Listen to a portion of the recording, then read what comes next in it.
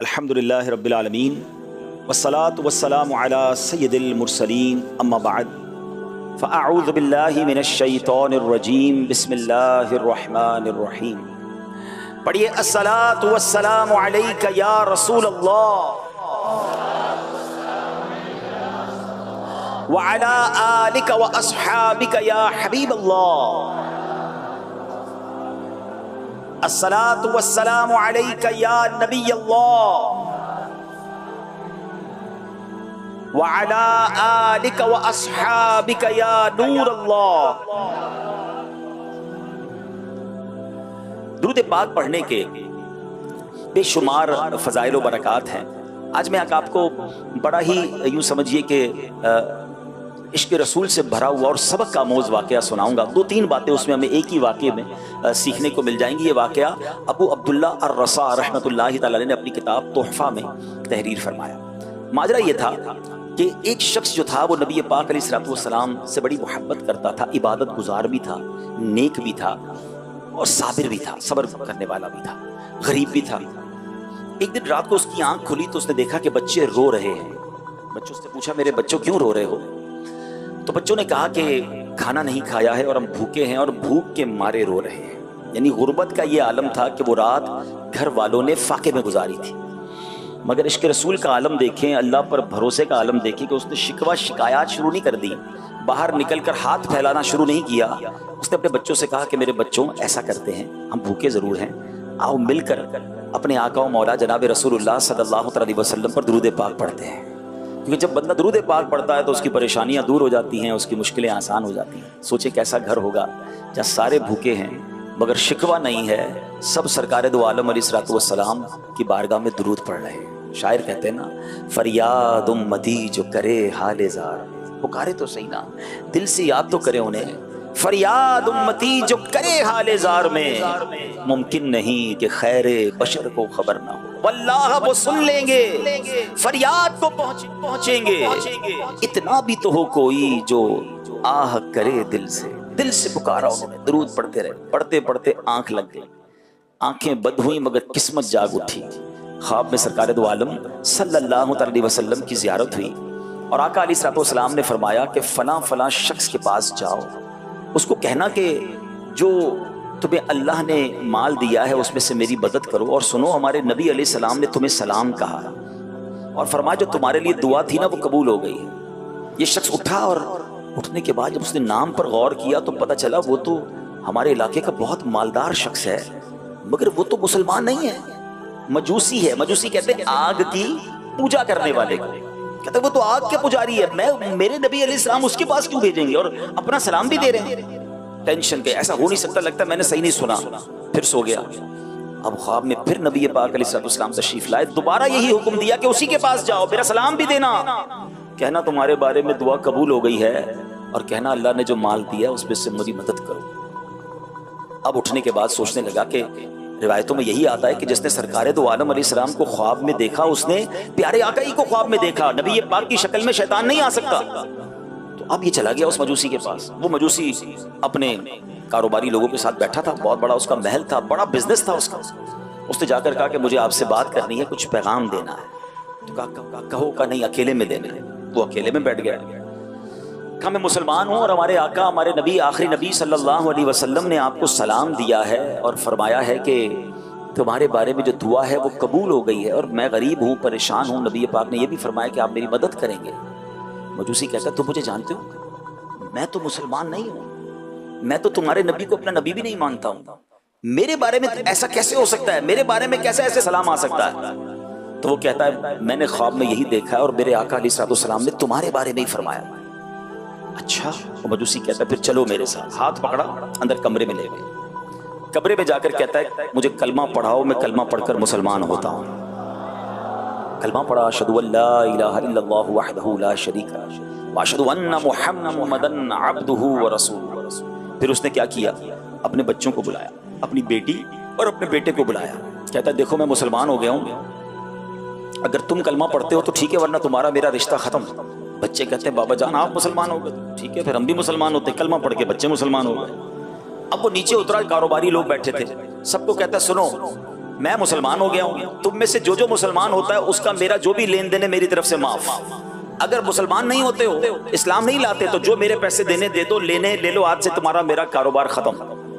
اچھا وہ جو بندہ پیغام لایا وہ حیران پریشان، کہتے مجھے تو بتائیں معاملہ کیا ہے، میں تو صرف سلام پہنچایا، آپ بھی مسلمان، بچے بھی ہو گئے، آپ کے دوست بھی مسلمان۔ اچھا اس وقت اس بڑے مجمع میں بھی کئی لوگوں نے کلمہ پڑھ لیا جو تاجران تھے۔ وہ کہتا ہے میں تمہیں ماجرا سناتا ہوں، بات کیا ہے؟ کہتا بات یہ ہے کہ جو میرے بیٹا اور بیٹی سے تمہاری ملاقات ہوئی نا، جو بھی مسلمان ہوئے ہیں، ہم مجوسی تھے اور مجوسیوں کے مذہب میں بیٹے اور بیٹی کی شادی یعنی بھائی بہن کی شادی ہو سکتی ہے۔ میں نے پچھلے ہی ہفتے اپنے بیٹے اور بیٹی کی شادی بڑی دھوم دھام سے کی، پورے شہر کو بلایا، طرح طرح کے کھانے پکائے۔ جب شادی سے فارغ ہوا اور اپنے کمرے میں لیٹا تو مجھے اپنے گھر کے برابر کے گھر سے رونے کی آواز آئی۔ میں نے کان لگایا تو بات یہ ہو رہی تھی کہ بچیاں اپنی ماں سے کہہ رہی کہ امی ہم آل رسول ہیں، مسلمانوں کے نبی کی اولاد سے ہیں، ہمارے پڑوسی نے ہمارے ساتھ اچھا نہیں کیا، پورے شہر کو بلایا، ہمیں نہیں بلایا، ہم آج بھوکے ہیں، اس کے گھر میں طرح طرح کے کھانے بنے، اس کے کھانے کی خوشبو ہمیں تنگ کرتی رہی مگر اس نے ہمیں کھانا نہیں بھجایا، ہمارے پڑوسی نے اچھا نہیں کیا ہمارے ساتھ۔ وہ کہتا ہے میں بے قرار ہو گیا کہ میرے پڑوس میں بچیاں بھوکی ہیں اور میں نے پورے شہر کو کھانا کھلایا، ٹھیک ہے میں مسلمان نہیں مگر یہ مسلمانوں کے نبی کی اولاد سے ہے۔ اس نے طرح طرح کے کھانے پیک کروائے، کچھ تحفے اور لیے اور ان کے گھر پر پہنچا دیے، پھر آ کر اپنے کمرے پہ بیٹھ گیا اور اب کان لگایا کہ اب کیا بات ہو رہی ہے۔ تو والدہ کہتی دیکھو پڑوسی نے کھانا بھی بھجا دیا ہے، تحفے بھی بھجوائے ہیں، اب چلو کھانا کھا لو۔ تو بیٹیاں کہتی ہیں امی جان ہم کیسے کھانا کھا لیں، یہ تو مسلمان نہیں ہے، غیر مسلم کے گھر سے کھانا ہم کیسے کھا سکتے ہیں؟ تو ایک بہن کہتی ہے باجی کیوں نہ ہم اس پڑوسی کو اچھی اچھی دعائیں دیں۔ اب ان سب بچیوں نے ہاتھ اٹھائے اور دعا کی کہ یا اللہ ہمارے پڑوسی کو ایمان کی دولت نصیب فرما، یا اللہ اگر یہ ایمان لے آئے تو قیامت کے دن ہمارے نانا جان کی اسے شفاعت بھی نصیب فرما۔ یہ دعائیں کرتے رہی اور میں سنتا رہا۔ مجوسی کہتا ہے میں سوچتا رہا کہ یہ کیسے ممکن ہے، مگر آج تم یہ پیغام لے کر آئے ہو، تمہارے نبی نے مجھے سلام بھی دیا اور یہ پیغام بھی دیا کہ دعا قبول ہو گئی، تو میں سمجھ گیا ان بچیوں کی دعا لگ گئی ہے۔ اب میں سمجھ گیا کہ اسلام حق ہے، اس لیے میں نے کلمہ پڑھ لیا، میں مسلمان ہو گیا۔ سنو ہمارے یہاں بیٹے بیٹی کی شادی ہوتی ہے مگر اسلام میں نہیں ہوتی ہے۔ اس نے بیٹے اور بیٹی کے درمیان جدائی کر دی اور کہا کہ میں نے 50% اپنی جو وہ تھی جائیداد تھی اپنے بچوں کے نام پہ کی تھی، 50% میرے پاس باقی ہے، اب یہ 50% جائیداد میں تمہارے نام کرتا ہوں، جاؤ اور اپنی زندگی عیش سے گزارو۔ اب وہ دیوانہ جس کے گھر میں رات فاقہ تھا اس نے کسی کے آگے ہاتھ نہیں پھیلایا، اس نے پیارے آقا علیہ الصلوۃ والسلام کو یاد کیا، درود پاک کی کثرت کی، اگلے دن وہ امیر و کبیر ہو گیا، اس کی مشکل آسان ہو گئی۔ اور پھر سیکھنے کو کیا ملا کہ آل رسول کی خدمت کی تو اللہ نے اس مجوسی کو ایمان بھی عطا کر دیا، اور سبحان اللہ اللہ کی رحمت سے امید ہے نبی پاک کی شفاعت بھی اسے نصیب ہو جائے گی۔ پیارے اسلامی بھائیوں ہم بھی پریشانیوں میں آ جاتے ہیں، زندگی میں ہمیں بھی مشکلیں آ جاتی ہیں، بعض اوقات پیسوں کی کمی، بعض اوقات کاروبار کی مشکل، بعض اوقات فیملی پرابلم۔ کسی سے بات نہ کیا کریں، کسی کے آگے ہمیں ذکر نہیں کرنا، کچھ چھوٹی چھوٹی باتوں پر لوگوں سے مانگنے نکل پڑتے ہیں، خودداری یہ نہیں ہے۔ اللہ سے دعا کیا کرو کہ یا اللہ ساری زندگی دینے والا بنانا، کبھی مانگنے والا نہ بنانا، اور کبھی نوبت آ جائے نا تو کسی کے آگے ہاتھ نہیں پھیلانا ہے۔ شاعر کہتے ہیں نا کسی کا احسان کیوں اٹھائیں، کسی کو حالات کیوں بتائیں، تمہیں سے مانگے یہ تم ہی دو گے، تمہارے در سے ہی لو لگی ہے۔ زندگی کا یہ اصول مشکل ہے، اللہ کی بارگاہ میں عرض کریں، نبی پاک علیہ الصلوۃ والسلام کی بارگاہ میں فریاد کریں، انشاءاللہ وہاں سے کرم ہوگا، نگاہ رحمت ہوگی۔ ہمارا یہی تو پرابلم ہے، ہم دنیا والوں سے کہتے ہیں اللہ کی بارگاہ میں عرض نہیں کرتے ہیں۔ اور سچی بات بتاؤں، یہ بھی ایک تجربے کی بات آپ کو بتا دیتا ہوں، شاید آپ کو کام آئے۔ دنیا والوں کو جب اپنا درد بتاتے ہیں نا، اپنی مشکل بتاتے ہیں، اپنی پریشانی بتاتے ہیں، سب نہیں مگر اکثر آپ کا پیچھے سے مزے لیتے ہیں۔ ہاں لوگوں سے بات کرتے ہیں، آیا تھا میرے پاس، اس کا یہ پرابلم ہے، مجھ سے مانگنے آیا تھا، دیتے کوئی نہیں ہے مگر پیچھے ہماری درد کی ہنسی اڑاتے ہیں، ہمارے پرابلم کو انجوائے کرتے ہیں، لوگوں کو بتاتے ہیں اس کا یہ پرابلم ہے، اس کا یہ مسئلہ تھا، آیا تھا میرے پاس۔ کیوں بتائیں کسی کو بھائی؟ کیا خوبصورت شعر ہے نا نعت کا، دنیا والے تو درد دیتے ہیں، دنیا والے تو زخم دیتے ہیں، زخمی دل کی دوا مدینہ ہے، درد دل کی دوا مدینہ ہے۔ ہمیں اپنے آقا سے وہ ہے نا، کرم کرنے کے لیے ہے، مجھے کیا ضرورت ہے کسی اور سے بات کرنے کی؟ تو کاش ہمیں یہ بات سمجھ آ جائے، دکھوں نے تم کو جو گھیرا ہو تو درود پڑھو، جو حاضری کی تمنا ہو تو درود پڑھو۔ تو ہمیں ایسا ذمہ دار، اگر ہم ذمہ دار ہیں تو ہمیں تو مزید خودداری آنی چاہیے، اپنے پرابلم دوسروں سے ڈسکس نہیں کرنے، اپنے مسائل امداد مانگنے۔ ہم کسی کے آگے اس طرح کیوں بات کریں کہ میرا یہ پرابلم ہے؟ اگر واقعی آپ نے دعوت اسلامی کا کام کرنا ہے تو آپ کے اندر زبردست خودداری ہونی چاہیے۔ ہاں انشاءاللہ، کیونکہ امیر اہل سنت کا کمال کا جملہ ہے، دینے والے جو ہے نا نارملی وہ واہ کر کے نہیں آہ کر کے دیتے، کوئی مدد کر بھی دے نا اس کے بعد اس نے سبھی کو جتانا ہے۔ تو ایک مبلغ کو بڑا مضبوط رہنا ہے، خودداری اختیار کرنی ہے، انشاءاللہ اس سے آپ کی عزتوں میں اضافہ ہوگا۔ ہم نے دیکھا، اپنی آنکھوں سے میں نے تو دیکھا ہے کہ امیر اہل سنت کی بارگاہ میں لاکھوں لاکھ کیش چیک کی صورت میں، لاکھوں کیش کی صورت میں چیک کی صورت لوگ لے کر آئے گا، حضور آپ کے لیے ہے۔ آپ نے فرمایا مجھے نہیں چاہیے، دعوت اسلامی کو دینا ہے تو دے دو، مجھے تمہارا 1 روپیہ بھی نہیں چاہیے۔ آج کیوں دنیا ان کی دیوانی ہے، بڑے بڑے گن گاتے ہیں ان کے ستھرے کردار کے، کچھ تو ہے نا۔ تو خودداری آپ کی عزتوں میں اضافہ کرتی ہے۔ تو کاش یہ بات سمجھ آ جائے، آپ درود پاک کی کثرت کریں، دعا کی کثرت کریں، آپ کے بگڑے کام آپ کی آنکھوں کے سامنے بنیں گے، ایسے بنیں گے کہ آپ حیران ہو جائیں گے۔ لیکن پہلے وہ یقین، وہ اعتقاد اپنے اندر لائیے۔ اور دوسرا اس واقعے سے سیکھنے کو جو ملا کہ اہل بیت آل رسول کی خدمت، الحمدللہ قربان جائیے قبلہ شیخ طریقت بانی دعوت اسلامی امیر اہل سنت کی تعلیمات پر آپ نے بار بار مدنی مذاکروں میں یہ بات فرمائی کہ آل رسول کی خدمت کریں، جن کے نانا جان کا صدقہ کھاتے ہیں ان کی خدمت کریں۔ بلکہ آپ نے تو سبحان اللہ پچھلے دنوں ایک بڑی کمال کی بات فرمائی کہ اپنی کمائی کا کچھ حصہ مختص کر دیں، 1% 2% جتنا کر سکتے ہیں، اللہ زیادہ دے زیادہ کر دیں، اور وہ آل رسول کی خدمت پہ خرچ کریں، سید زائبان کی خدمت پر خرچ کریں۔ پھر دیکھیں نبی پاک علیہ الصلوۃ والسلام کا کیسا فیضان نصیب ہوتا ہے۔ بلکہ مجھے یاد ہے، میرا خیال اس بات کو اب 6-8 مہینے ہو گئے، ایک بدری مذاکرے میں تو ایک کمال کیفیت میں تھے امیر اہل سنت۔ میں نے اپنی زندگی میں کم ایسی کیفیت میں امیر اہل سنت کو دیکھا، اس طرح کے الفاظ نارملی آپ ادا نہیں فرماتے، مگر آپ نے کیا فرمایا کہ جو آل رسول کی کسی بھی سید، غریب سید کی ماہانہ 12,000 روپے، جو مجھے یاد ہے الفاظ، 1 سال تک مہینے کسی سید صاحب کی خدمت کرے، اور اپنے والدین کے لیے کہا کہ میرے والدین کو بھی اس کا ایصال کر دے، اگر قیامت کے دن مجھے کوئی مرتبہ ملا تو میں اس کو اپنے ساتھ جنت میں لے جاؤں۔ یہ امیر علیہ سنت کے الفاظ تھے، اور مجھے اچھی طرح یاد ہے کہ اس دن کے بعد سے کئی اسلامی بھائیوں نے ملک اور بیرون ملک میں سید خاندانوں کی خدمت شروع کر دی کہ اللہ اس دعا کا صدقہ عطا فرما دے۔ ویسے ہی نبی پاک کی طرف سے برکت ملے گی کہ آقا علیہ الصلوۃ والسلام کی آل کی غریب سید زادوں کی خدمت۔ تو اے میرے پیارے اسلامی بھائیوں، دعوت اسلامی ہمیں سید صاحبان اہل بیت سے محبت کا درس دیتی ہے، کمال کی تحریک ہے، صحابہ کی محبت کے جام بھی پلاتی ہے، اہل بیت اور آل رسول سے محبت کا درس بھی دیتی ہے۔ سبحان اللہ۔ اور یہ جو سید صاحبان ہوتے ہیں اس کا ادب کیوں نہ کریں؟ بریلی کے تاجدار کیا کہتے ہیں؟ تیری نسل پاک میں ہے بچہ بچہ نور کا، تیری نسل پاک میں ہے بچہ بچہ نور کا، تو ہے عین نور تیرا سب گھرانہ۔ تو انشاءاللہ سید صاحبان کی بھی خدمت کریں گے انشاءاللہ۔ آئیے مل کر محبت سے درود پاک پڑھ لیں، صلو علی الحبیب صلی اللہ تعالی علی محمد صلی اللہ علیہ وسلم۔ میرے پیارے اسلامی بھائیوں، آئیے چلتے ہیں اسلام کے اولین دور کی طرف، جب سرکار دو عالم صلی اللہ تعالی علیہ وسلم نے اعلان نبوت فرمایا۔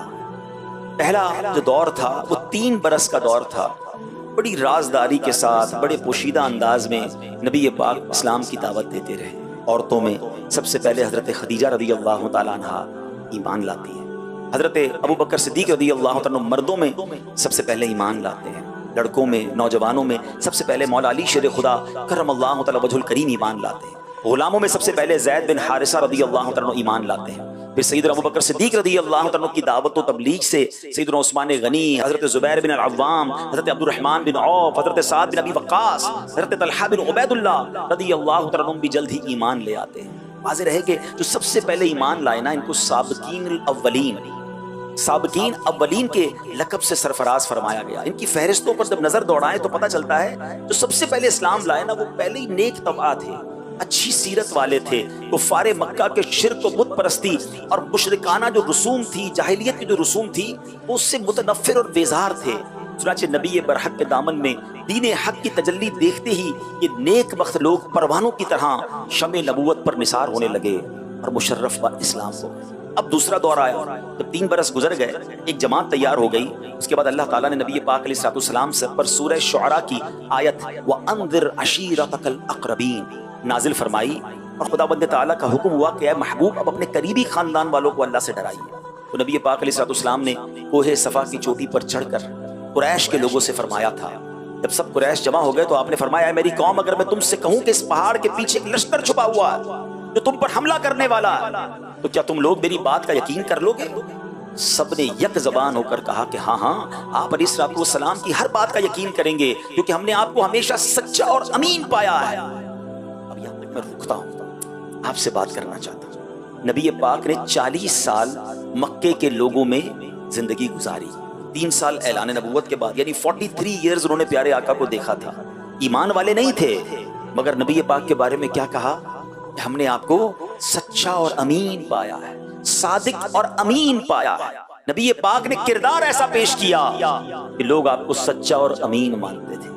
میں ہم سب ایک دوسرے کے بارے میں غور کریں، اپنے بارے میں غور کریں۔ مجھے مدنی چینل کے ناظرین سے بھی میرا یہ سوال ہے، میرے آقا کی سچائی اور امانت کا غیر مسلم بھی اقرار کریں، میں بھی تو ان کا امتی ہوں، میری سچائی اور امانت داری کا کیا مسلمان اقرار کرتے ہیں؟ ابھی غیر مسلموں کو چھوڑ دیں، میرے خاندان والے اقرار کرتے ہیں، میرے پڑوسی اقرار کرتے ہیں، مجھ سے کاروبار کرنے والے اقرار کرتے ہیں۔ غور کریں کتنا فرق ہے۔ کہلاتے ہم ان کے امتی ہیں، مگر آج مسلمان کا حال یہ ہو گیا کہ کام کرتے ہوئے ڈر لگتا ہے، یار پتہ نہیں پیسے دوں کہ نہ دوں، سچ بول رہا ہے یا جھوٹ بول رہا ہے، یہ جو وعدہ کر رہا ہے یہ پورا کرے گا کہ نہیں۔ اپنے بارے میں غور کریں کہ اگر میرے بارے میں کوئی یہ سوچتا ہے مجھ سے کاروبار کرنے کے لیے، یا مجھ سے میرا وعدہ مان نہیں رہا، مجھ سے ڈر رہا ہے، اس کو مجھ پر یقین نہیں آ رہا ہے، پھر میں کیسا امتی ہوں؟ اللہ اکبر۔ میرے آقا کی امانت داری کا عالم یہ تھا، آپ کو یاد ہوگا کہ نبی پاک علیہ السلام نے جب مکے سے مدینے ہجرت فرمائی تھی، اس وقت مولا علی شیر خدا کرم اللہ تعالی وجہ الکریم کو اپنے بستر پر سلا کر کیا فرمایا تھا کہ اے علی، صبح کو مکے والوں کی امانتیں واپس دے کر تم بھی مدینے آ جانا۔ طویل واقعہ ہے، مگر یہاں جو ایک مدنی پھول سیکھنے کو ملا کہ اس وقت بھی جان لینے آئے تھے نبی پاک کی، مگر امانتیں بھی پیارے آقا کے پاس ہی رکھوا رہے ہیں۔ سمجھ رہے بات کو کہ جو ایمان نہیں لا رہے، مگر ان کو یہ پتا تھا کہ یہ امانت دار ہے۔ اللہ اکبر۔ میں کیسا ہوں؟ اور پھر اگر میں دعوت اسلامی کا ذمہ دار بھی ہوں، میں ایک مذہبی حلیے والا بھی ہوں، میرے چہرے پہ داڑھی بھی ہے، میرے سر پر امامہ بھی ہے، میرے ساتھ کوئی تنظیمی ذمہ داری کا ٹیگ بھی ہے، پھر میری امانت داری کا عالم کیا ہونا چاہیے؟ پھر میری سچائی کا عالم کیا ہونا چاہیے؟ غور کیجیے، جس نے یہ مذہبی حلیہ بنایا نا، اس کی ذمہ داری اور بڑھ جاتی ہے، کیونکہ اس کی غلطی پر لوگ یہ کہتے ہیں کہ دیکھو داڑھی والے نے، امامے والے نے، دین کا نام لینے والے نے کیا کیا۔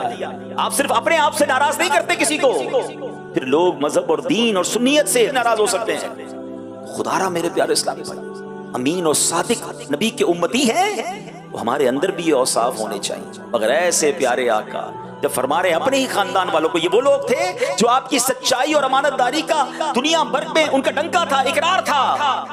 مگر جب یہ پاک نے فرمایا بتاؤ میں کہوں کہ اس پہاڑ کے پیچھے ایک لشکر ہے، میری بات کا یقین کر لو، کہتے ہیں ہم یقین کر لیں گے، آپ سچے ہیں، امین ہیں۔ اب نبی پاک نے اللہ کی طرف بلایا، آپ نے فرمایا کہ اگر میں تم لوگوں کو عذاب الہی سے ڈرا رہا ہوں، اگر تم لوگ ایمان نہ لاؤ گے تو عذاب الہی اتر پڑے گا، اللہ پر ایمان لے آؤ۔ یہ سن کر خاندان والے، کلوز ریلیٹیوز، وہ نبی پاک سے ناراض ہونے لگے۔ پیارے آقا کا چچا، اب ہوتے بتائیں نا چچا سے کتنا پیار ہوتا ہے، کتنا کلوزنس ہوتی ہے۔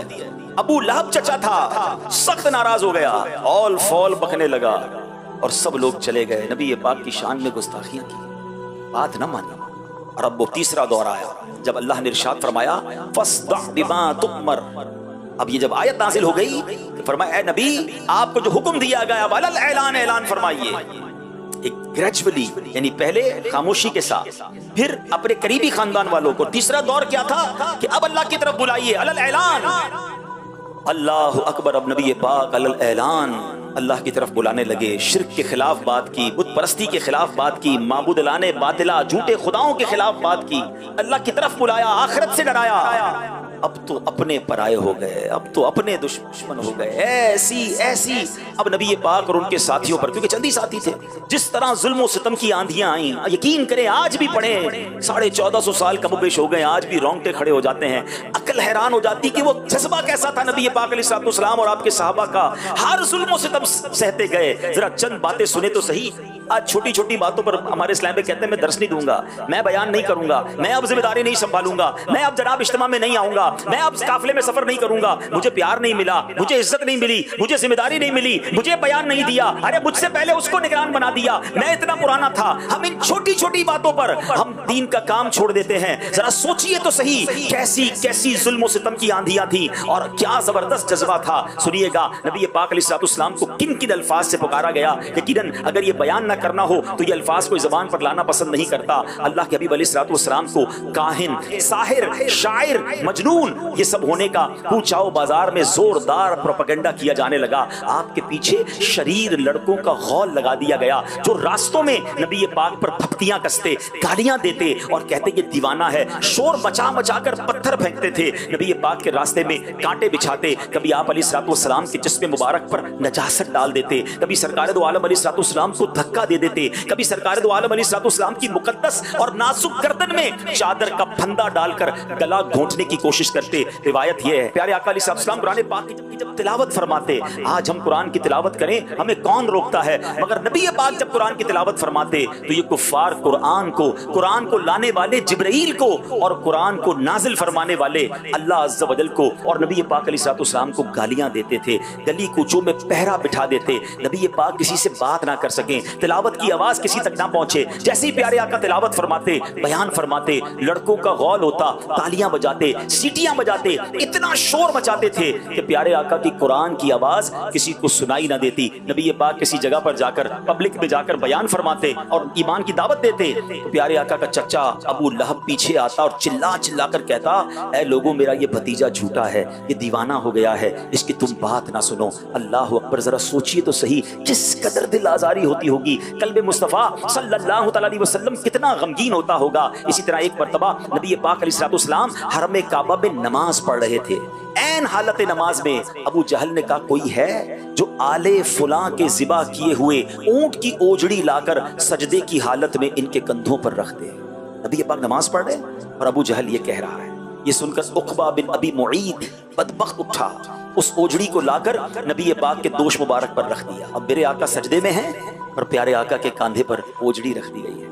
اللہ اکبر، ذرا سوچئے اب یہ ظالم آس پاس کھڑے ہو کر ٹھٹھا مار کر ہنستے رہے، مارے ہنسی کے ایک دوسرے پر گرتے رہے۔ بی بی فاطمہ خاتون جنت رضی اللہ تعالیٰ عنہ کہیں دور تھیں، آپ کو خبر ملی، آپ کی عمر بھی چھوٹی تھی، آپ دوڑتی ہوئی آئیں، سب کو دور اٹھایا، پیارے آقا علیہ السلام کے مبارک کاندھے سے، نبی پاک جب سے سجدے میں ہیں آپ نے سجدے سے سر نہیں اٹھایا ہے، بی بی فاطمہ آ کر آپ نے اوجڑی ہٹائی، نبی پاک کے مبارک دوش سے پیارے آقا نے نماز کمپلیٹ کی۔ اب نبی پاک کے قلب اقدس کو اتنا غم پہنچا، اتنی تکلیف پہنچی کہ نبی پاک نے 3 مرتبہ یہ دعا مانگی، اللہم علیک بقریش، یعنی اے اللہ تو قریش کو اپنی گرفت میں لے لے۔ پھر ابو جہل، عتبہ بن ربیعہ، شیبہ بن ربیعہ، ولید بن عتبہ، امیہ بن خلف، عمارہ بن ولید کا نام لے کر دعا مانگی کہ الہی تو ان لوگوں کو اپنی گرفت میں لے لے۔ حضرت عبداللہ بن مسعود رضی اللہ عنہ فرماتے ہیں کہ خدا کی قسم میں نے ان سب کافروں کو جنگ بدر کے دن دیکھا کہ ان کی لاشیں زمین پر پڑی ہوئی، پھر ان سب کفار کی لاشوں کو نہایت ذلت کے ساتھ گھسیٹ کر بدر کے گھڑے میں ڈال دیا گیا، اور نبی پاک علیہ السلام نے فرمایا کہ ان گھڑے والوں پر خدا کی لعنت ہے۔ اللہ اکبر، ذرا سوچیے تو صحیح یہ کیسا دور تھا۔ اللہ کی طرف بلاتے تھے، نماز پڑھنا چاہتے تھے، سجدہ کرنا چاہتے تھے، اذان دینا چاہتے تھے، لوگوں کو قرآن سنانا چاہتے تھے، مگر کوئی سننے کے لیے تیار نہیں تھا، انہیں تکلیفیں دی جاتی تھیں۔ شاعر نے اس زمانے کے حالات کو اپنے اشعار میں کیسے قلم بند کیا، وہ لکھتے ہیں پیمبر دعوت اسلام دینے کو نکلتا تھا، پیمبر دعوت اسلام دینے کو نکلتا تھا، نوید راحت و آرام دینے کو نکلتا تھا۔ نکلتے تھے قریش اس راہ میں کانٹے بچھانے کو، وجود پاک پر 100 طرح کے ظلم ڈھانے کو۔ خدا کی بات سن کر مضحکے میں ٹال دیتے تھے، نبی کے جسم اطہر پر نجاست ڈال دیتے تھے۔ تمسخر کرتا تھا کوئی پتھر اٹھاتا تھا، کوئی توحید پر ہنستا تھا، کوئی منہ چڑھاتا تھا۔ قریشی مرد اٹھ کر راہ میں آوازیں کستے تھے، یہ ناپاکی کے چھرے 4 جانب سے برستے تھے۔ کلام حق کو سن کر کوئی کہتا تھا شاعر ہے، کوئی کہتا تھا کاہن ہے، کوئی کہتا تھا ساحر ہے، مگر وہ منبع علم و حیا خاموش رہتا تھا، مگر وہ منبع علم و حیا خاموش رہتا تھا۔ دعائے خیر کرتا تھا، جفا و ظلم سہتا تھا۔ اے میرے پیارے اسلامی بھائیوں، آپ نے دیکھا کہ ہمارے پیارے آقا مکی مدنی مصطفیٰ صلی اللہ تعالی علیہ وسلم نے اسلام کی خاطر کیسی تکلیفیں اٹھائیں، کیسی سختیاں جھیلی۔ کاش ہمیں یہ بات سمجھ آ جائے کہ مشکلیں آئیں تو دین کا کام چھوڑنا نہیں ہوتا ہے، بلکہ مزید ہمت کے ساتھ آگے بڑھنا ہوتا ہے۔ یہ ایک ہی واقعہ نہیں ہے۔ شاب ابی طالب میں کیا ہوا تھا؟ اب جب 7واں سال ہو گیا، کفار قریش نے جب دیکھا کہ تعداد بڑھتی جا رہی ہے، حضرت حمزہ بھی ایمان لے آئے، حضرت عمر بھی ایمان لے آئے، یہ تو آگے بڑھتے جا رہے ہیں، پلان کیا کہ اب کسی طرح علل اعلانی جناب رسول اللہ صلی اللہ علیہ وسلم کو شہید کر دیا جائے۔ اب جب یہ خبر پہنچی نبی پاک کے چچا ابو طالب کو، تو انہوں نے بنی ہاشم اور بنی مطلب کو جمع کر کے کہا کہ ہمیں حضرت محمد صلی اللہ علیہ وسلم کے تحفظ کی خاطر اپنے شعب یعنی ایک گھاٹی پہاڑوں کے درمیان ایک جگہ ہوتی ہے، وہاں لیے چلتے ہیں۔ جب کفار کو پتا چلا کہ ایسا کیا ہے 2 قبیلے والوں نے، بنی ہاشم نے اور بنی مطلب نے، کہ محمد صلی اللہ علیہ وسلم کو گویا پناہ بھی دے دی، تحفظ بھی دے دیا، تو اب انہوں نے کیا کیا کہ انہوں نے بھی ایک ایگریمنٹ لکھا کہ کوئی شخص ان سے کوئی تعلق نہیں رکھے گا، کوئی ان سے رشتہ ناتا نہیں ہوگا، کوئی چیز فروخت نہیں کی جائے گی۔ ایک معاہدہ لکھا اور کعبہ مشرفہ کے دروازے پر لٹکا دیا گیا کہ جب یہ بھوکے رہیں گے، ان کے پاس اناج نہیں پہنچے گا، تو آخر کار یہ اللہ کے نبی صلی اللہ علیہ وسلم کی حفاظت چھوڑ دیں گے اور پھر معاذ اللہ انہیں قتل کر دیں گے۔ اللہ اکبر! میرے پیارے اسلامی بھائیوں، یہ سوشل بائیکاٹ ہو گیا، یعنی اب کوئی بھی وہاں سامان نہیں بیچ سکتا تھا۔ وہ ایک پہاڑ کے درے میں ایک گھاٹی میں قید ہو کر رہ گئے۔ کیسے حالات تھے سنو، شاعر کہتے ہیں بڑی سختی سے کرتے تھے قریش اس گھر کی نگرانی، بڑی سختی سے کرتے تھے قریش اس گھر کی نگرانی، نہ آنے دیتے تھے غلہ ادھر تا حد امکانی۔ کوئی غلے کا سوداگر اگر باہر سے آ جاتا تو رستے ہی میں جا کر بو لہب کم بخت بہکاتا۔ پہاڑوں کا درہ ایک قلعہ محصور تھا گویا، خدا والوں کو فاقوں مارنا منظور تھا گویا۔ رسول اللہ لیکن مطمئن تھے اور صابر تھے، رسول اللہ لیکن مطمئن تھے اور صابر تھے، خدا جس حال میں رکھے اسی حالت پہ شاکر تھے۔ مگر میرے پیارے اسلامی بھائیوں، آپ کو پتا ہے اس درے میں، اس شام میں رہنے والے بچوں کا حال کیا تھا، لوگوں کا حال کیا تھا؟ کیونکہ کھانا پینا بند ہو گیا، سوشل بائیکاٹ تھا، کوئی اناج لے کر بھی نہیں جا سکتا تھا۔ بڑا کفار کہہ مارتے، کتنے دن بھوکے رہیں گے، کتنے دن برداشت کریں گے؟ خواتین کا دودھ خشک ہو گیا، کئی روز بھوکے رہنے سے لوگ بیتاب ہو گئے، اب درختوں کے پتے ابال کر کھانے لگے۔ حضرت سیدنا سعد بن ابی وقاص کا خود بیان ہے، ایک رات مجھے کھانے کو کچھ نہیں ملا تو چمڑے کا ایک ٹکڑا ملا، میں نے اسے پانی سے دھویا، آگ پر بھونا، کوٹ کر پانی میں گھولا اور ستو کی طرح پی کر میں نے اپنے پیٹ کی آگ بجھائی۔ شاعر کہتے ہیں وہ بھوکی بچیوں کا روٹ کر فی الفور من جانا، خدا کا نام سن کر صبر کی تصویر بن جانا، تڑپنا بھوک سے کچھ روز آخر جان کھو دینا، وہ ماؤں کا فلک کو دیکھ کر چپ چاپ رو دینا، رضا و صبر سے دن کٹ گئے ان نیک بختوں کے کہ کھانے کے لیے ملتے رہے پتے درختوں کے، گزارے 3 سال اس رنگ سے ایمان والوں۔ یہ 2-4 مہینے کا پرابلم نہیں تھا، 3 سال اس شاب ابی طالب میں، اس گھاٹی میں سرکار دو عالم علیہ السلام اور صحابہ اور ان کے چاہنے والوں نے بھوک و پیاس سے گزارے 3 سال اس رنگ سے ایمان والوں نے، دکھا دی شان استقلال اپنی آن والوں نے۔ اب جان کیسے چھٹی؟ اللہ نے اپنے حبیب علیہ السلام کو خبر دے دی کہ وہ جو معاہدہ کعبے کی دیوار پہ ہے نا اس کو دیمک نے چاٹ لیا ہے، اب وہ لکھا ہوا باقی نہیں ہے۔ یہ خبر نبی پاک نے ابو طالب کو دی، انہوں نے کفار مکہ کو بلایا، کہا دیکھو مجھے میرے بھتیجے نے بتایا ہے کہ اللہ نے اس کی طرف سے وہی بھیجی ہے کہ تمہارا معاہدہ ختم ہو چکا ہے، اس پہ اب لکھا ہوا کچھ باقی نہیں ہے، جا کر معاہدہ دیکھ لو، اگر لکھا ہوا باقی ہوا میں اپنے بھتیجا کو تمہارے حوالے کر دوں گا، اور اگر ایسا نہیں تو پھر تم ہماری جو پرابلم ہے، جو محاصرہ ہے، اس کو ختم کرو۔ اور یہ بات طے پائی گئی۔ اب جب کعبے کی دیوار پر جا کر معاہدہ دیکھا گیا تو غیب کی خبر دینے والے آقا کی خبر سچی ثابت ہوئی، اس معاہدے پر اب لکھائی باقی نہیں تھی، اس معاہدے کو پھاڑ دیا گیا اور مسلمانوں کو اس درے سے آزادی نصیب ہوئی۔ مگر اے میرے پیارے اسلامی بھائیوں، مصیبت پھر بھی ختم نہیں، یہ معاملے بڑھتے ہی جا رہے تھے۔ تھوڑے عرصے بعد نبی پاک نے پلان کیا کہ طائف کے سرداروں کے پاس جایا جائے، مکے سے نکل کر ایک اور شہر میں، جس کو آج ہماری زبان میں ہم کہتے ہیں قافلہ، ایک قافلہ لے کر جایا جائے، وہاں جا کر اسلام کی دعوت دی جائے، نیکی کی دعوت دی جائے۔ مکے والے تو بہت مار رہے ہیں، بڑی تکلیف دے رہے ہیں، شاید طائف والے بات سن لیں۔ نبی پاک نے جا کر جب طائف والوں کو اللہ کی بات پہنچائی، ایمان کی دعوت پیش کی، اللہ اکبر، ان کفار بداتوار نے نبی پاک علیہ السلام سے اس قدر گستاخانہ جملے کہے کہ ہم اپنی زبان پر بھی نہیں لا سکتے۔ نبی پاک علیہ السلام اسلام کی دعوت پیش کرتے، وہ لوگ طرح طرح کی دل آزاریوں پر اتر آئے، اوباش بچوں کو پیچھے لگا دیا، نبی پاک پر پتھروں کی بارش ہونے لگی، اس قدر پتھر برسائے کہ میرے آقا علیہ السلام کا جسم خون سے تر بتر ہو گیا، اتنا خون بہا کہ نبی پاک کے نالین اقدس خون سے بھر گئے۔ سنیے طائف کے میدان کے بارے میں شاعر کیا لکھتا ہے، وہ لکھتا ہے بڑے امبو در امبو، پتھر لے کے دیوانے لگے می پتھروں کا رحمت عالم پہ برسانے، وہ ابر لطف جس کے سائے کو گلشن ترستے تھے، یہاں طائف میں اس کے جسم پر پتھر برستے تھے، وہ بازو جو غریبوں کو سہارا دیتے رہتے تھے، پیا پہ آنے والے پتھروں کی چوٹ سہتے تھے، وہ سینہ جس کے اندر نور حق مستور رہتا تھا وہی اب شک ہوا جاتا تھا، اس سے خون بہتا تھا، جگہ دیتے تھے جن کو حاملان عرش آنکھوں پر، وہ نالین مبارک ہائے خون سے بھر گئی اکثر، حضور اس جور سے جب چور ہو کر بیٹھ جاتے تھے، شکی آتے تھے بازو تھام کر اوپر اٹھاتے تھے۔ آپ کو پتا ہے حضرت جبریل علیہ السلام ملک الجبال یعنی پہاڑوں کے فرشتے کو لے کر نبی پاک کی بارگاہ میں حاضر ہوئے، ملک الجبال نے آپ علیہ السلام سے عرض کیا حضور آپ فرمائیں، تو دونوں پہاڑوں کو الٹ کر، دونوں پہاڑوں کو ان کفار پر الٹ کر انہیں تہس نہس کر دوں گا۔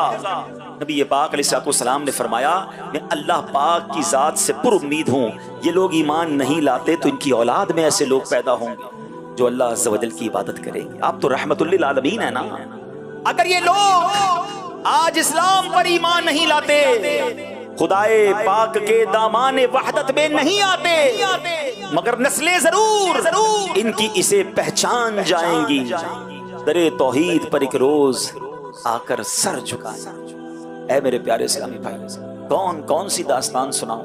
حضرت بلال کا مکے کی تپتی ریت پر لیٹنا سناؤں، یا حضرت خباب کا جلتے ہوئے کوئلوں پر لٹانا سناؤں کہ آپ کے کمر سے چربی پگلتی ہے اور کوئلے بجھ جایا کرتے ہیں، اور حضرت عمر جب وہ پیٹھ دیکھتے ہیں تو آنسو بہاتے ہیں کہ اے خباب وہ پیٹھ دکھاؤ جو اسلام کی خاطر جلائی گئی۔ حضرت سمیہ کی شہادت کا واقعہ سناؤں، یا آل یاسر پر ہونے والے مظالم کی داستان سناؤں، سیدنا ابو بکر صدیق کو کس قدر مارا گیا وہ آپ کے سامنے بتاؤں، یا صحابہ اکرام کو چٹائیوں میں لپیٹ کر آگ کی دھونی دے کر بے ہوش کر دینے والے واقعات سناؤں۔ کسی کو تو ڈبکیاں دی جاتی ہیں کہ کہو اللہ کا انکار کر دو، اس کا سانس گھٹ جاتا، مرنے کے لیے تو تیار ہو جاتے مگر رب کا انکار نہ کرتے۔ بتائیے تو صحیح ہمارے لیے کتنی آسانیاں ہیں، پنکھوں کے نیچے بیٹھے ہیں، کئی جگہوں پر تو ایئر کنڈیشن چلتا ہے، مگر ہم پھر بھی دین کی خدمت کے لیے وقت نہیں نکال پاتے۔ ہم تو کتنے خوش نصیب ہیں، بیٹھے بٹھائے مسلمان بنے ہیں، ماں باپ مسلمان تو مسلمان گھرانے میں پیدا ہوئے۔ میں آپ کو صرف آج کا ایک واقعہ سناتا ہوں، ابھی تھوڑی دیر پہلے کا واقعہ ہے۔ کتنا آسان ہے میرے اور آپ کے لیے کلمہ پڑھنا۔ مجھے کچھ عرصہ پہلے ایک نوجوان سے رابطہ ہوا، اس نے بتایا کہ میں مسلمان نہیں ہوں، مجھے مسلمان ہونا ہے۔ الحمدللہ اس نے بھی کلمہ پڑھا، اس کے گھر والے بھی مسلمان ہو گئے۔ دعوت اسلامی کے شعبہ FGRF نے ان کی کچھ ہیلپ بھی کی، مگر کل مدنی مذاکرے کے دوران مجھے میسج آتا ہے کہ میں ایک ایسی کیفیت میں آ گیا ہوں کہ میں پھر سے غیر مسلم ہو گیا ہوں۔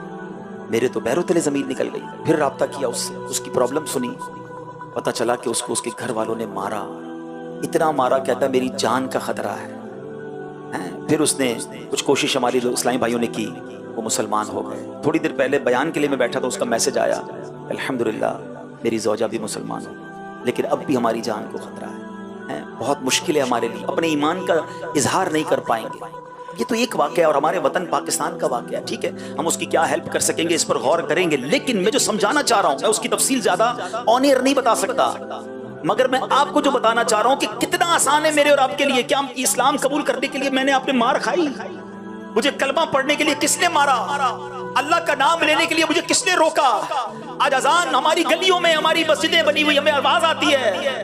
اس زمانے میں اذان دینے پہ مار پڑتی تھی، قرآن پڑھنے پر مار پڑتی تھی، سجدے پہ جاتے تھے تو لوگ مارتے تھے، کعبہ سامنے تھا طواف نہیں کر سکتے تھے۔ اور آج ہم ہیں کہ مسجدیں ہمارے لیے دروازے کھلے ہیں، ٹھنڈے پانی کے کولر لگے ہوئے ہیں، ویلکم کرنے کے لیے لوگ تیار ہیں، مگر مسجدیں ویران ہیں۔ کب جاگیں گے؟ ہمیں تکلیف کیوں نہیں ہوتی ہے مسلمانوں کو گناہوں کی طرف جاتے دیکھ کر؟ ہمیں پتا ہے ہمارے کالج یونیورسٹی میں کیا حالات ہیں، وہاں کس قدر تباہی بچی ہوئی ہے، آج کا نوجوان کس طرح اسلام کے بارے میں تذبذب کا شکار ہے۔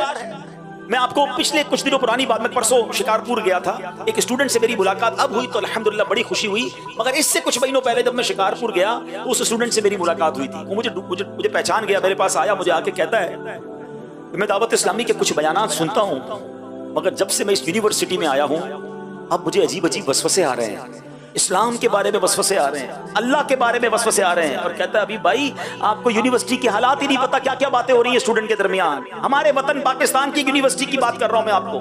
اللہ کا شکر ہوا، میں نے دعوت اسلامی کے ایک ذمہ دار کو بلایا، ان کو کنیکٹ کیا، کچھ میں بھی ان سے رابطے میں رہا، الحمدللہ ابھی میں شکارپور گیا، فیضان مدینہ میں وہ اجتماع میں آیا اور 12 دن کے مدنی قافلے میں بھی سفر کے لیے تیار ہو گیا۔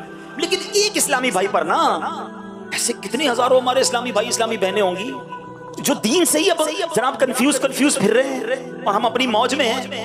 ہمیں تو بہت کام کرنا ہے، کہتے ہیں نا کہ جتنی تیزی سے سیلاب آتا ہے اتنا خطرناک، اتنا مضبوط بند باندھنا پڑے گا، اتنا زیادہ ہمیں کوشش کرنی پڑے گی۔ اب گناہوں کا سیلاب تو تھا ہی، اب تو لا دینیت کا سیلاب ہے، اب تو معاذ اللہ اسلام کے خلاف سازشیں ہو رہی ہیں، ہماری جو جڑ بنیاد ہے اس پر حملے، ختم نبوت جیسے عقیدے کو متزلزل کرنے کی کوشش کی جا رہی ہے۔ اللہ سلامت رکھے ہمارے پیر و مرشد کو کہ جب جب ایسے فتنے آتے ہیں تو دعوت اسلامی اس کے سامنے ایک سیسا پلائی ہوئی دیوار بنتی ہے۔ ٹھیک ہے، دعوت اسلامی کا ایک اپنا طریقہ ہے، اس کا ایک اپنا انداز ہے، ایک اپنی حکمت عملی ہے، ہر بات کا جواب ضروری نہیں ہوتا کہ ایک ہی انداز سے دیا جائے۔ اللہ اکبر، جب صحابہ کرام کے بارے میں عجیب و غریب باتیں پھیلانا شروع کر دی، پیر و مرشد نے، امیر اہل سنت نے کیا کمال کا ایک نعرہ دے دیا کہ اگر وہ نعرہ ہی بچے بچے کی زبان پر چلا جائے تو ان کے ذہنوں سے، آنے والی نسلوں کے ذہنوں سے تصور نکل جائے گا کہ کبھی کسی صحابی کے بارے میں کوئی مائنس بات سنی نہیں جا سکتی۔ کیسا نعرہ دیا؟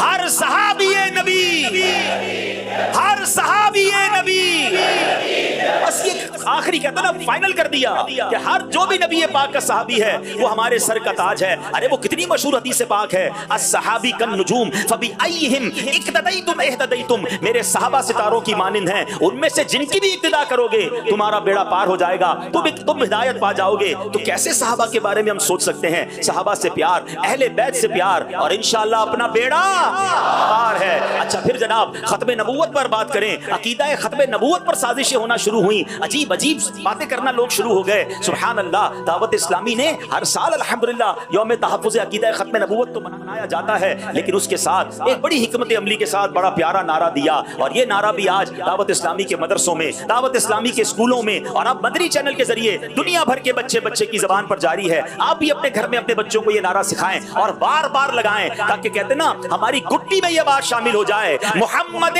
مصطفیٰ، محمد مصطفیٰ سب سے، عقیدہ سب صحابہ کا، عقیدہ اہل بیت کا، عقیدہ ہے عطار کا، سب سے آخری نبی۔ تو یہ وہ کام ہے دعوت اسلامی کے، اور یہ تمام باتیں ہمیں برانگیختہ کریں، ہمیں اور جوش دلائیں کہ اگر یہ لا دینی قوتیں، اگر یہ نبی پاک اور صحابہ کے خلاف بات کرنے والے اپنا کام کر رہے ہیں، یہ غیر مسلم کرنے والی قوتیں ہمارے وطن میں بھی کام کر رہی ہیں، تو پھر ہمارا جوش ایمانی بھی بڑھنا چاہیے، ہمیں بھی آگے بڑھنا چاہیے، ہمیں بھی اپنے اوقات بکار میں یہ وقت لانا چاہیے کہ ہم دعوت اسلامی کا بھرپور کام کریں۔ آئیے اب آپ کو کچھ دعوت اسلامی میں پاکستان سے نکال کر بیرون ملک मुल्क लिए चलता हूँ। अल्लाह अकबर, जब पाकिस्तान में इतने चैलेंजेस हैं, जब पाकिस्तान में इस कदर बुराइयां हैं जिसके खिलाफ हम सब ने मिलकर काम करना है, तो जरा सोचें कि बैरून मुल्क में क्या हाल होगा, हमारे मुसलमान भाई बहनों बच्चों का, आने वाली नस्लों का क्या हाल होगा। सुभान अल्लाह। दावत इस्लामी के बैरून मुल्क की सिर्फ मैं एक झलक आपको बताता हूँ। आपको अंदाजा है पाकिस्तान में किसी अच्छे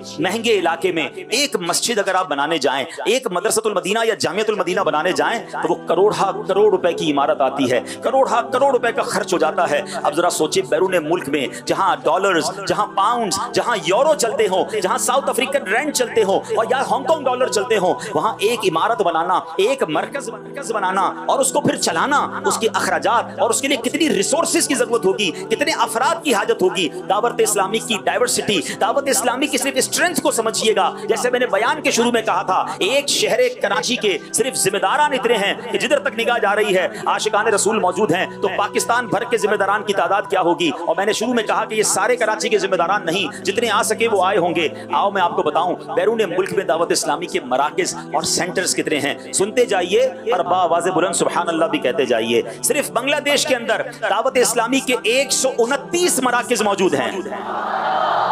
यूके के अंदर दावत इस्लामी के 103 मराकिज मौजूद हैं। साउथ अफ्रीका के अंदर दावत इस्लामी के 43 इस्लामिक सेंटर्स मौजूद हैं। मोज़म्बिक अफ्रीका का मुल्क है जहां 31 मराकिज मौजूद हैं। स्पेन यूरोप के अंदर एक ही मुल्क के अंदर 25 दावत इस्लामी के मराकिज मौजूद हैं। इटली यूरोप का मुल्क है, वहां 20 मराकिज हैं। ग्रीस एक और यूरोप का मुल्क है, वहां 17 दावत इस्लामी के मराकिज हैं। United states of America, America के अंदर दावत इस्लामी के 16 मराकिज हैं। हांगकांग जो एक शहर भी है वही एक मुल्क है, वहां दावत इस्लामी के 10 मराकिज मौजूद हैं। नाइजीरिया चलते हैं, अफ्रीकी मुल्क में 5 सेंटर्स मौजूद हैं। ऑस्ट्रेलिया के अंदर दावत इस्लामी के 6 मराकिज मौजूद हैं। इंडोनेशिया चलें, दावत इस्लामी के 10 इस्लामिक सेंटर्स मौजूद हैं। मलावी अफ्रीका का मुल्क है, 14 इस्लामिक सेंटर्स मौजूद हैं। कनाडा के अंदर दावत इस्लामी के 7 मराकिज हैं। साउथ कोरिया में दावत इस्लामी के 17 मराकिज मौजूद हैं। युगांडा में दावत इस्लामी के 7 मराकिज हैं। तुर्किया में दावत इस्लामी के अल्हम्दुलिल्लाह 5 मराकिज मौजूद हैं। तंजानिया में 5 मराकिज, अफ्रीका के मुल्क कीनिया में 10 मराकिज, श्रीलंका में 8 मराकिज हैं और नेपाल के अंदर दावत इस्लामी के 17 इस्लामिक सेंटर्स मौजूद हैं।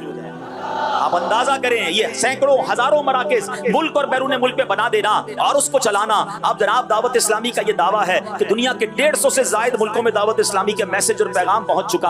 आपको मालूम है सिर्फ आईटी के जरिए, एक बार मैं आईटी मजलिस की प्रेजेंटेशन में मौजूद था, पता नहीं हमारे जिम्मेदारान दावत इस्लामी की वेबसाइट को विजिट करते भी हैं कि नहीं। दावत इस्लामी .net बार बार विजिट किया करें, ये मोस्ट एक्टिव रिलीजियस वेबसाइट है। आपको हर मौसम में जो भी आपका मौजू चल रहा है उसकी किताबें चाहिए, लिटरेचर चाहिए, वीडियो चाहिए, बयान चाहिए, कौन सी जबान में चाहिए, वो दावत इस्लामी .net वेबसाइट से आपको मिल जाएगा और सारे सॉफ्टवेयर के लिंक्स मिल जाएंगे, शोबाजात की मालूमात मिल जाएंगी। मैं बैठा था आईटी मजलिस वालों के साथ, उन्होंने बताया कि हर महीने दावत इस्लामी की उस वेबसाइट पर एवरेज बताऊं तो 180 से लेकर 190 के करीब ममालिक के इस्लामी भाई दावत इस्लामी की वेबसाइट को विजिट करते हैं।